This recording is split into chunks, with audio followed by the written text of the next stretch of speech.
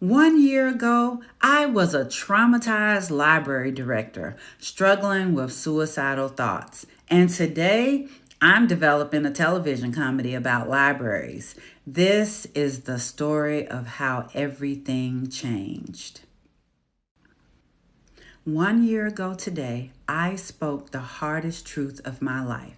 I told someone I love that I was struggling with suicidal thoughts, and somehow that moment became a turning point. Instead of hiding what I was feeling, I began sharing my truth with the people closest to me, my family and inner circle. Not long after that, I went home to Atlanta and stayed for a month in my childhood home with my mother. I spent time with family and reconnected with friends from different chapters of my life. People who knew me before the world became complicated. Most mornings, I sat on the back deck with my journal, writing and reflecting. It was awesome. And during that whole month, 3 cardinals kept showing up almost every day.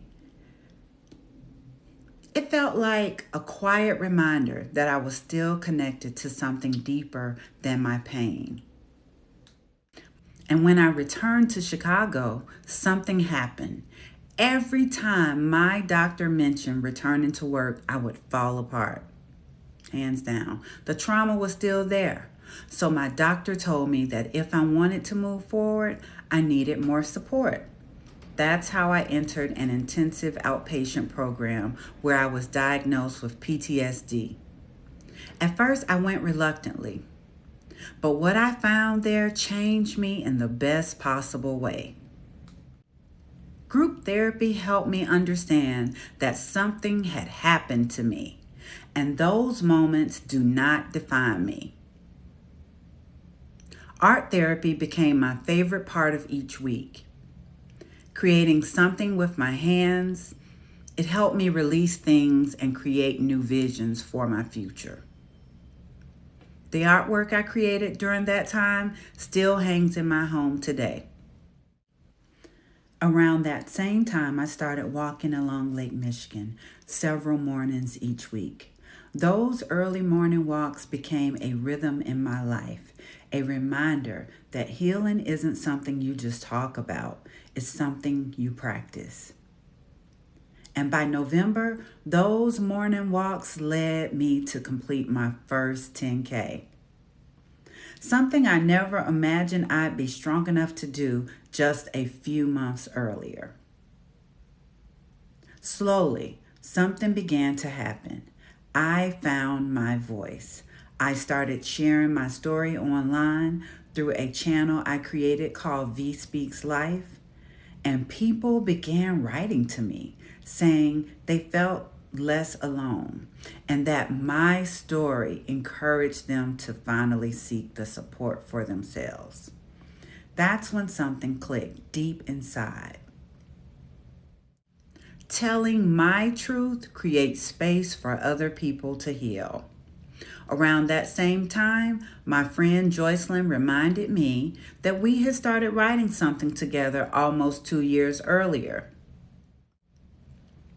A script about life inside public libraries. The idea had been inspired by a chance encounter when I met Amy Poehler and her documentary team while they were exploring a project about public libraries. That moment sparked something in me. What if I could tell stories about the people who keep these institutions running? So Joycelyn and I returned to the script. And what started as a small idea has now grown into something much bigger.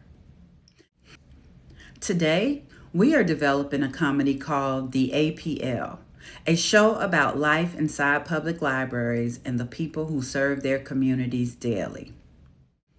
Along the way, I also worked with a personal narrative coach to strengthen my storytelling voice. And today, Joycelyn and I are even being coached by an Emmy-nominated writer as we take the APL to the next level. None of that would have been imaginable to me just 1 year ago, because 1 year ago, I was simply trying to survive. But today, I'm still here, I'm healing, I'm creating, and I'm using my voice to help others find theirs. Sometimes the bravest words we can simply say are, I need help. Because the moment we admit that truth might just be the moment everything begins to change.